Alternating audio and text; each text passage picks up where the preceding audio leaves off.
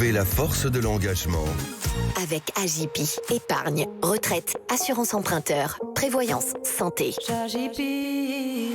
Sud Radio, la force de l'engagement, 15h, 15h30, Muriel Réus. Bonjour à toutes et à tous, merci d'être avec nous pour la force de l'engagement, l'émission qui donne la parole à celles et ceux qui font bouger la société. Aujourd'hui, nous parlons d'un sujet qui nous concerne tous. L'océan, un océan menacé, mais aussi un océan stratégique, vital et trop souvent invisible dans le débat public. Pour en parler, j'ai le plaisir de recevoir Roland Coutas, président de la Fondation de la Mer, entrepreneur et capitaine de vaisseau de réserve de la Marine nationale.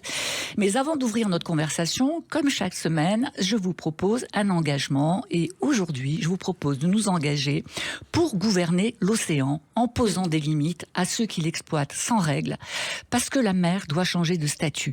Pendant longtemps, nous l'avons regardé comme un horizon, un espace lointain, indifférencié, presque hors du temps.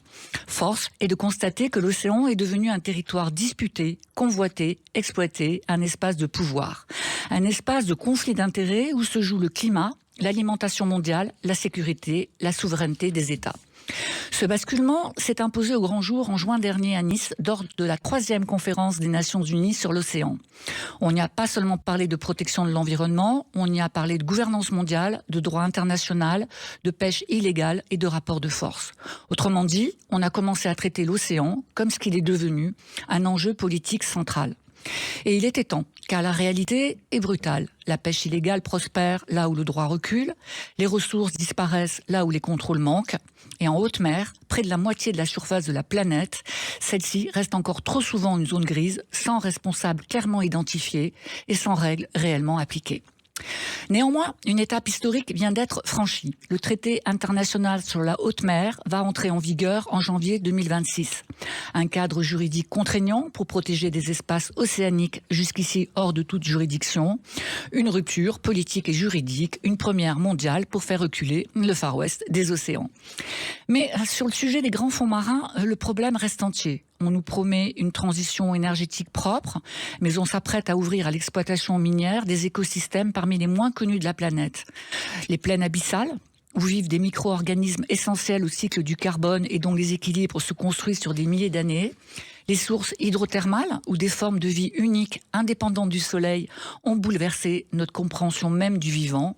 Les monts sous-marins, les récifs profonds, des zones clés de reproduction et de biodiversité, parfois âgées de plusieurs siècles. Alors bien sûr, et évidemment, nous connaissons le potentiel économique de ces fonds, mais pas les conséquences écologiques de leur destruction. Et pourtant, certains voudraient les exploiter, et c'est là que se pose la vraie question politique. Du profit immédiat contre le ton long, de la prédation contre la connaissance, de l'aveuglement contre la responsabilité.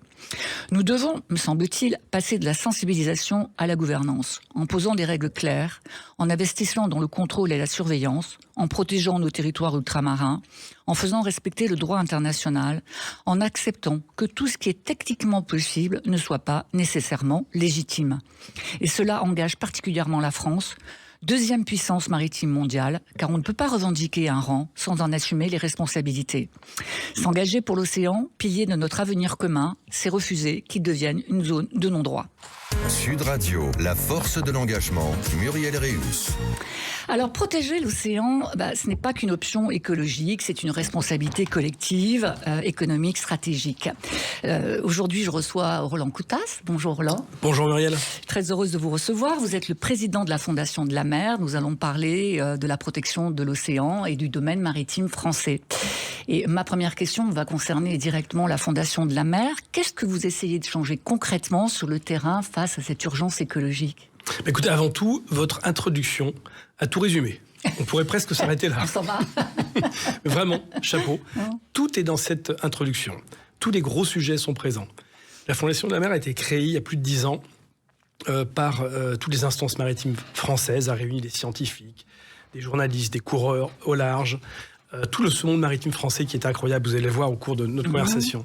Elle est là pour protéger l'océan et pour gérer de façon intelligente et durable ses ressources. Donc la Fondation fait énormément de choses. On soutient et on finance près de 400 associations. On lutte contre la pollution, bien sûr, en organisant des milliers de collectes de de plastique sur les plages ou ailleurs, des milliers de tonnes ramassées chaque année. On organise beaucoup de sujets liés aux écosystèmes marins, en protégeant les mangroves, en protégeant les récifs coralliens, en protégeant les herbiers de Posidonie. On protège évidemment les espèces, beaucoup d'espèces, que ça soit, on rentre d'une mission en Grèce pour sauver le phoque moine. Le phoque moine, j'ai vu ce documentaire formidable. Hein, oui. Il en avait 300 000 en Méditerranée jadis. Aujourd'hui, il en reste à peu près 500 en Grèce, vous vous rendez compte. Donc, c'est bon signe, ils vont revenir petit à petit. Il va falloir que la France, la Sardaigne, la Corse au début, puis la France, pourquoi pas, les accueille à nouveau. Donc la Fondation agit sur beaucoup de domaines. Mais le but, avant tout, c'est de faire prendre conscience aux Français de l'importance de l'océan et de la place fondamentale qu'a la France maritime. On est là pour maritimiser les Français, car s'il y a une seule chose que je pourrais reprocher à votre introduction, c'est que, je vous l'annonce, la France n'est pas le deuxième espace maritime, comme on le croit trop souvent. C'est le premier ? Mais c'est le premier. Ah oui, le premier. C'est le premier domaine maritime mondial. J'avais un doute, mais... La France est la première puissance océanique mondiale. En termes, on ne va pas rentrer dans les détails techniques, mais en termes de ZEE, la ZEE a été prolongée au-delà, jusqu'aux limites des plateaux continentaux. Et en rajoutant ces espaces-là, on parle à chaque fois de centaines de milliers de kilomètres carrés, la France est agrandie. Et la France, effectivement, est une gigantesque puissance maritime. Ça nous honore, mais ça nous oblige à être exemplaires, à bien la gérer, à la protéger. Pourquoi ? Parce que l'océan, c'est la mer de toutes les batailles. Si l'océan meurt, nous mourrons. Une respiration sur 2 que nous faisons ici, l'oxygène provient de l'océan. Le poumon de la Terre n'est pas du tout, comme on peut le croire, l'Amazonie, ce qu'on voyait dans les livres d'histoire, de géographie de l'époque, mais c'est l'océan qui produit l'oxygène. C'est l'océan qui garde la chaleur, le trop de chaleur généré par les activités humaines. C'est l'océan qui nourrit près de 3 milliards de personnes. Donc c'est stratégique, et c'est donc absolument fondamental de prendre ces sujets à bras-le-corps et de s'en occuper. Alors, en juin dernier, la France a accueilli la 3e conférence des Nations Unies sur l'océan, qu'on appelait l'UNOC 3, un événement important dont on a énormément parlé. On a bien compris, et vous venez de le dire encore très clairement maintenant, l'océan n'est plus un enjeu écologique, il est devenu un espace de rapports de force internationaux.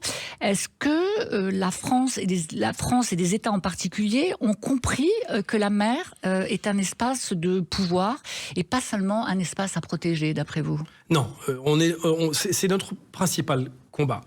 Maritimiser les Français, embarquer les Français et refaire rêver la France à travers cet espace maritime. Mais pas que la France, peut-être, non ? Pas que la France, mais déjà, d'abord, on est Français. Et puis, il se trouve qu'on a ce premier domaine maritime qui...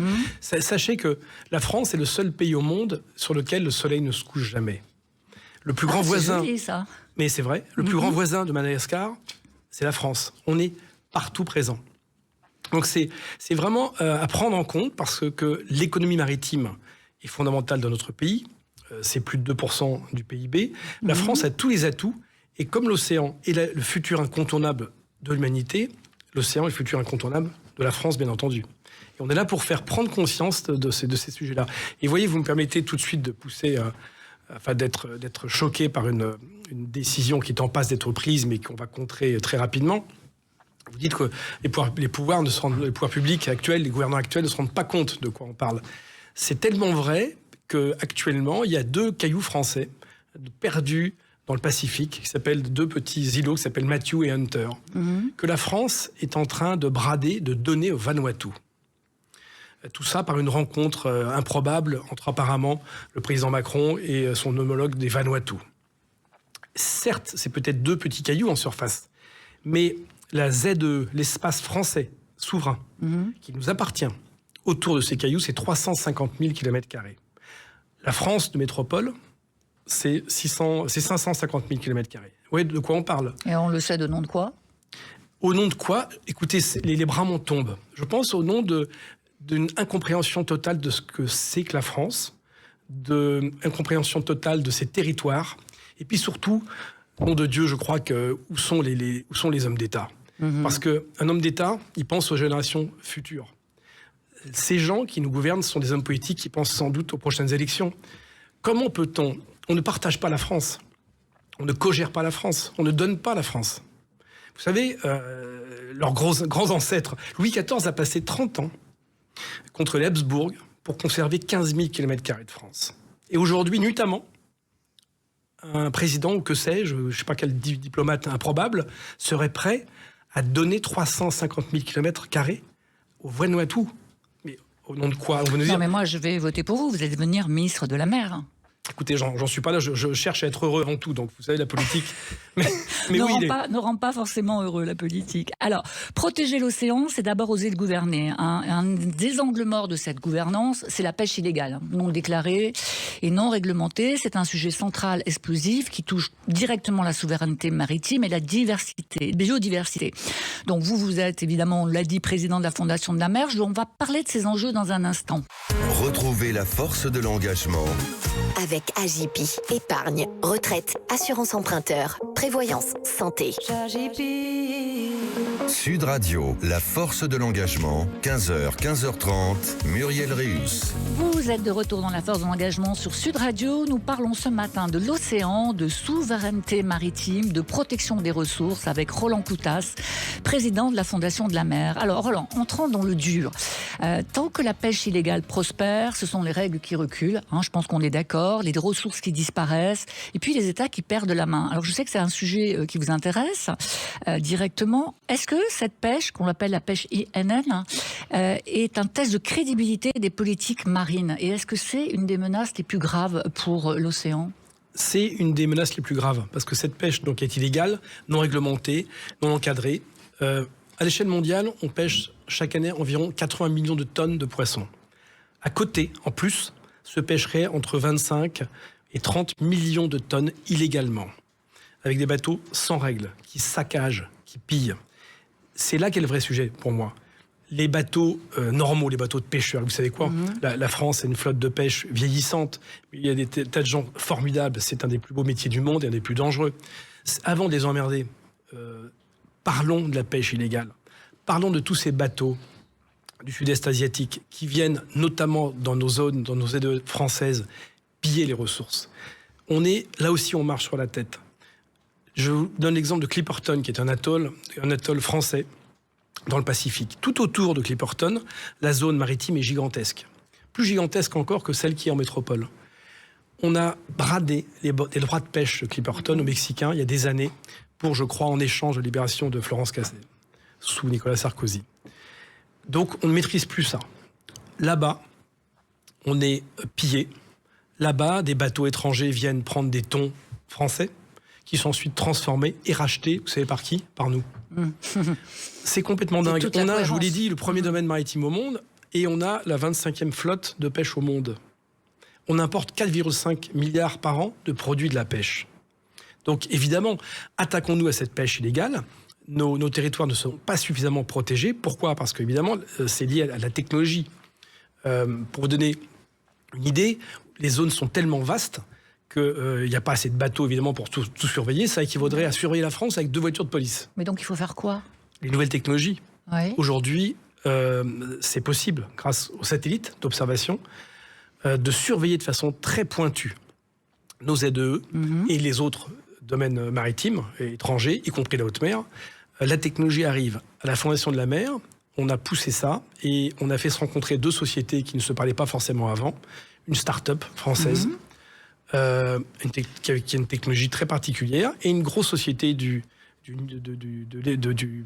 l'espace européen qui se sont parlé et ils sont en train de pondre un logiciel, un système de surveillance très efficace des domaines maritimes. Donc de surveillance des domaines maritimes, y compris de nos domaines maritimes et ultramarins, qui sont là aussi un angle mort de notre politique. Vous venez de le dire.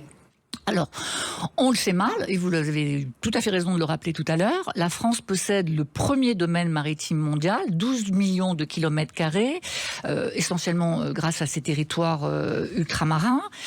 Pourquoi c'est un enjeu stratégique majeur? Évidemment, un enjeu écologique, économique, géopolitique, et c'est aussi un enjeu de souveraineté. Celui qui contrôle la mer contrôle le monde. Quand je vous dis que la France est la première puissance océanique mondiale, Pour être une puissance océanique, il faut quoi? Il faut des espaces maritimes considérables, on en a parlé. Il faut une puissance économique. Le cluster maritime en France regroupe toutes les sociétés du maritime. C'est une puissance qui est présente et qui est en termes d'économie, c'est des emplois, c'est de l'argent. Il faut une marine de guerre. La marine nationale est la meilleure d'Europe, de très loin, et une des meilleures au monde. Il faut des armateurs, CMA, CGM, et tant d'autres, qui sont parmi les leaders au monde. On a Ifremer. Ifremer, c'est la NASA des profondeurs. On est parmi les seuls pays capables d'explorer les grands fonds jusqu'à 6000 mètres de fond. Car savez-vous que les plus grandes découvertes de notre époque ne se feront pas du tout dans l'espace, comme on l'imagine, mais elles viendront du cœur même des océans. Aujourd'hui, sur Terre, on a identifié 2 millions d'espèces. Il en resterait 10 millions à découvrir dans les grands fonds. Alors, avant de les saccager, comme veulent le faire les Chinois, les Américains, prenons le temps, un moratoire pour attendre, explorer, comprendre, et ensuite, fatalement, quand l'humanité aura terminé de saccager les espaces émergés de notre Terre, fatalement, il faudra puiser dans l'océan, mais de façon, cette fois-ci, intelligente. Raisonnée. Et raisonnée. Qu'est-ce que vous pensez de l'UNOC, vous, de ce qui s'est passé à Nice? Vous pensez que ça a été utile? Moi, j'ai un peu le sentiment qu'on n'y arrive pas vraiment, quoi. On discute beaucoup, mais est-ce que c'est réellement... est-ce qu'il y a des terrains d'application? Ça a été fondamental. Il y aura un avant et un après l'UNOC. Pourquoi? Parce que l'UNOC a permis pour la première fois de donner un statut à la haute mer. Tout ce qui n'est pas les eaux nationales.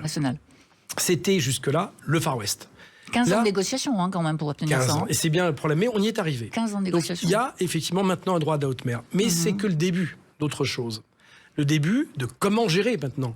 On parle de 50% de la surface du globe. C'est considérable. C'est l'avenir de l'humanité. Et là, on est reparti, malheureusement, quand on va dans ces cycles onusiens ou étatiques, vous voyez bien, comme vous le dites, on parle de 15 ans, 20 ans, c'est trop long. Il y a des gens extraordinaires. J'ai rencontré récemment le ministre de l'Environnement de Nouvelle-Calédonie. Là-bas, ils ont classé, ils ont fait un moratoire sur toute la ZE de Nouvelle-Calédonie. Ils interdisent pendant 50 ans l'exploitation minière. Pourquoi 50 ans? Il me dit, parce que c'est 2 générations. C'est un cycle de reproduction? 2 générations. 2 générations. 50 ans. Donc, 10% de la ZE française est déjà sous moratoire. C'est grâce à ces gens brillants de Nouvelle-Calédonie. Donc il nous reste surtout le traité sur les grands fonds. En fait, c'est ça qui est aujourd'hui un vrai enjeu international. Oui. Et pour moi, c'est un enjeu international. C'est aussi des privés, des scientifiques qui peuvent s'en emparer. Vous savez, deux citoyens, 2 scientifiques à l'époque ont lancé en pleine guerre froide, en 1954, l'année géophysique internationale. Grâce à ça, ils ont réuni les scientifiques du monde entier, les soviétiques, des Américains, pour réfléchir parce que la science devait être universelle, ce qu'elle doit plus que jamais être aujourd'hui. Ça a débouché sur les premières expériences et bases dans l'Antarctique. Ça a débouché sur les premiers satellites que l'humain a lancés dans l'espace. Ça a débouché derrière, donc sur le traité de l'Antarctique en 1961, qui a consacré un continent entier, réserve mondiale de l'humanité, pour la paix et pour la science. Derrière, des saccageurs, toujours les mêmes, ont voulu exploiter. Des gens se sont élevés, dont le commandant Cousteau.